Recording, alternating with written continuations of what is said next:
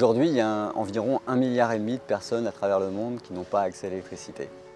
Sans électricité, ça veut dire des difficultés pour étudier, pour se soigner, pour créer des activités économiques, pour sécuriser les rues. Il y a une trentaine d'années maintenant, des salariés d'EDF ont décidé de mobiliser leurs compétences d'électriciens pour apporter des contributions, pour améliorer la situation et donc apporter l'électricité dans les endroits où personne n'allait.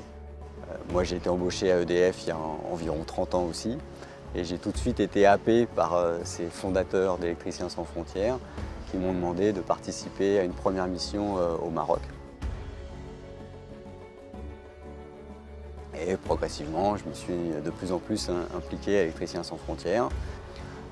Aujourd'hui, c'est environ 150 projets dans 35 pays au monde pour éclairer des écoles, éclairer des centres de santé, pomper de l'eau, la potabiliser, essayer de créer le maximum d'activités économiques.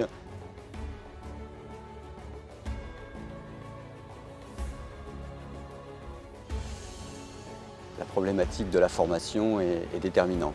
Bien souvent, il faut partir quasiment de zéro en apportant l'ensemble du cycle de formation pour faire émerger des petits électriciens, des petits entrepreneurs locaux.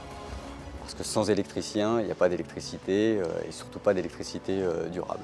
Le plus important, c'est de faire en sorte que les installations, une fois qu'on est parti, ce ne soient plus des installations Électriciens sans frontières, mais soient des installations qui appartiennent au village dans lequel on a réalisé le projet.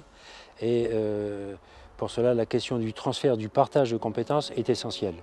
C'est-à-dire qu'il faut qu'à l'amont, les villageois, les bénéficiaires, les utilisateurs se soient appropriés le fonctionnement des installations, les principes de base, pourquoi on l'a fait comme ça, pourquoi on a mis des panneaux solaires, pourquoi on a mis des batteries.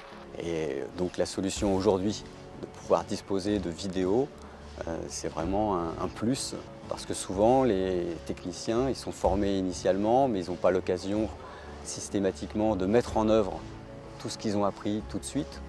Et donc de pouvoir re-regarder les vidéos sur leur téléphone, sur leur ordinateur, le télécharger sur Internet.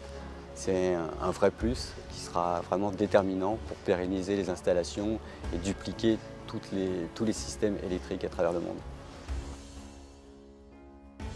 Donc Électriciens sans frontières, c'est à la fois apporter de l'électricité à ceux qui n'en ont pas, mais c'est aussi mettre ses compétences au service de la solidarité internationale, donc donner du sens à son métier, à ses compétences métiers et une formidable aventure humaine au service de la solidarité internationale.